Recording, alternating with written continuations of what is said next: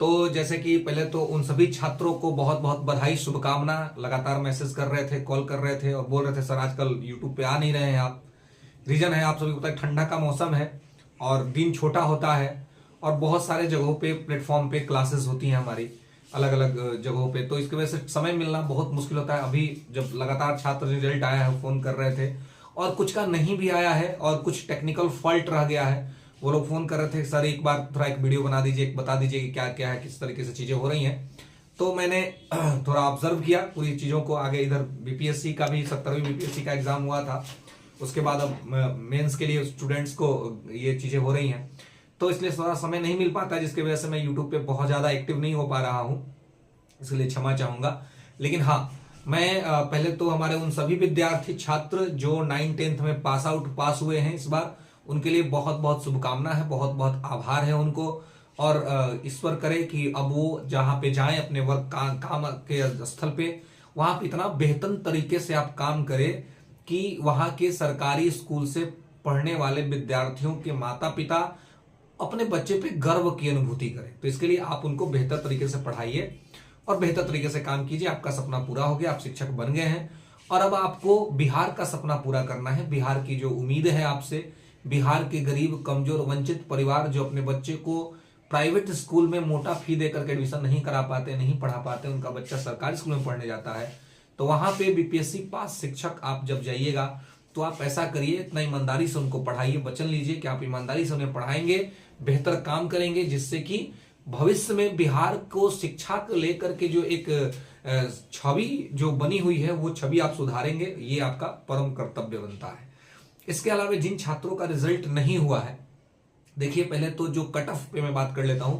Cut off बहुत high गया है बहुत सारे सब्जेक्ट्स में, और इसका सीधा सा रीजन ये रहा है कि एक तो रोस्टर में बहुत बड़ा परिवर्तन हुआ और BC1 BC2 खास करके BC1 और EWS की जो कम्युनिटी है, जो छात्र हैं, उनके साथ बहुत अन्याय हुआ है, ये मैं कहता हूं। और मैं चाहता हूं कि इसको सरकार को अब ठीक करना पड़ेगा, इसको सही करना पड़ेगा। आप रिजल्ट के टाइम पर सीट बचा लेते हैं, आप कटअप बढ़ा देते हैं, अचानक से कैटेगरी में जो सीटें हैं उसको आप कम कर देते हैं। जैसे EWS कैटेगरी की सीटें इतनी कम कर दी गई, आज देख लीजिए कटअप कहां पे पहुंच गया EWS का।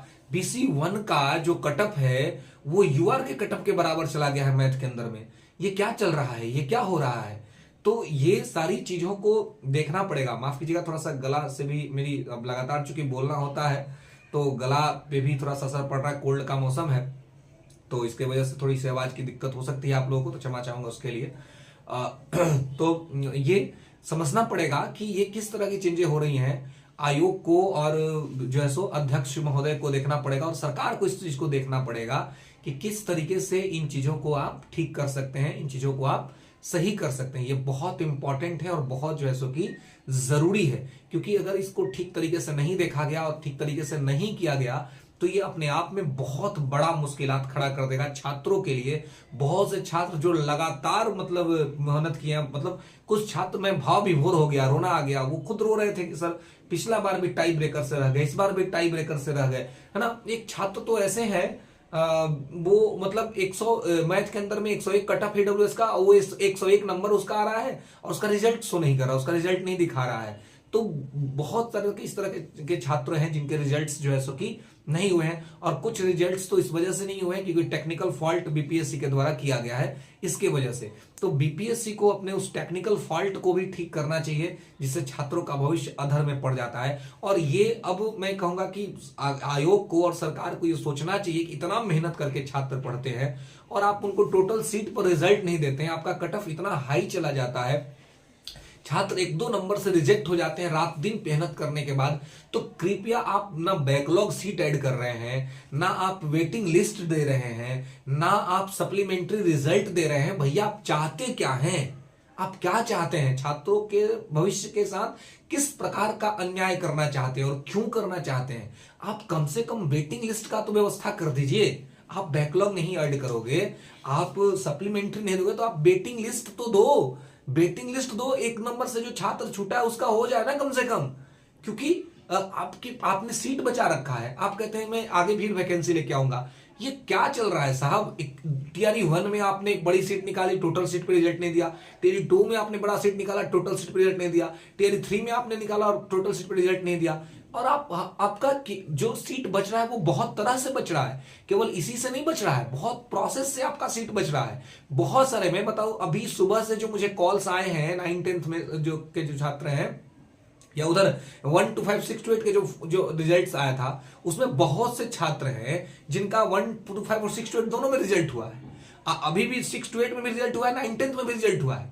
तो 9 10th ना ज्वाइन करेगा वो छात्र, तो उसका खाली हो रहा है ना सीट। तो साहब आप इतना मेहनत को कैसे इग्नोर कर सकते हैं भाई? हम लोग देखते हैं लाइब्रेरी में और हॉस्टल्स में कैसे छात्र रह करके बेसिक नीड पे पढ़ाई कर रहा है, घर से सपना लेके आया शिक्षक बनने का, और बहुत बेसिक चीजों के साथ वो अपनी तैयारी कर रहा है, बहुत स्ट्रगल कर रहा है। और एक नंबर से अगर आपका कट ऑफ 102 है और किसी छात्र का नंबर 101 है, तो क्या वो मेरिटोरियस नहीं है? क्या ये एक नंबर मेरिट को डिसाइड कर देगा? एक नंबर तो कहीं पे भी इधर उधर हो सकता है ना साहब। तो ये चीज को थोड़ा देखना पड़ेगा, आपको वेटिंग लिस्ट का प्रावधान करना चाहिए, नहीं तो ये बहुत बड़ी ये मुश्किलात पैदा कर देगी, खड़ा कर देगी।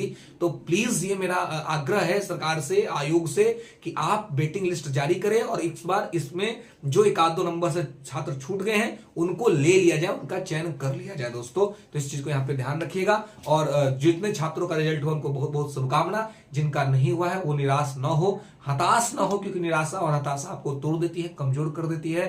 आपको लगातार प्रयास करना है, टीआरई 4 मार्च से पहले हो जाएगा, क्योंकि सीट देख ही रहे हैं, बचा रहे हैं, खाली कर रहे हैं। तो बस थोड़ा मेहनत, क्या मैं कहूं, मैं किस मुंह से कहूं, मुझे तो ये नहीं समझ में आ रहा कि मैं किस मुंह से कहूं कि आप फिर से पढ़िए। एक नंबर से छूटा हुआ छात्र को यह कहना उचित है कि फिर से पढ़ो, जबकि आपने सीट कम कर लिया इस वजह से वो बाहर रह गया। लेकिन फिर भी मैं अब क्या कह सकता हूं, मैं यही कहूंगा कि आप अपनी पढ़ाई को जारी रखिए, क्या करेगा आयोग को नहीं जानता है। लेकिन आप जो है सो कि अपना जैसे मार्च में फिर टीआरई 4 होगा और बड़ी वैकेंसी के साथ होगी, तो इसके लिए तैयारी करिए। फिर मिलेंगे अगले वीडियो में, तो तब सुखी रहिए, स्वस्थ